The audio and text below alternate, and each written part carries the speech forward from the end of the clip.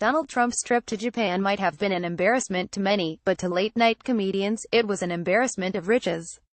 As the president fumbled and gaffed his way through the trip, he provided no shortage of comedic fodder, and on Monday night, late-night hosts sounded off on, among other things, the president's Samurai Warriors comment, the commemorative hats that Prime Minister Shinzo Abe presented, and, of course, his and Trump's trip to the golf course. Poor Japan, said Trevor Noah.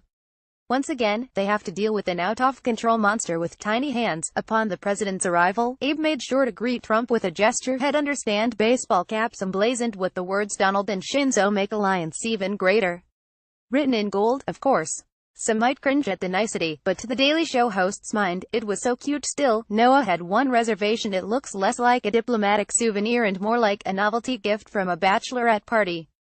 I'm surprised it didn't have a penis sticking out of it. That's all that was missing.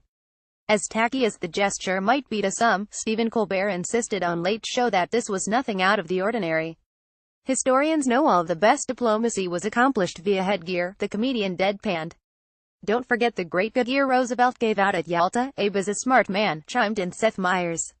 He figured out that the only way to communicate effectively with Donald Trump is via hat. Which actually gives me an idea. At that moment in his closer look, the late-night host donned his own hat, branded with the words "Resign, Donald."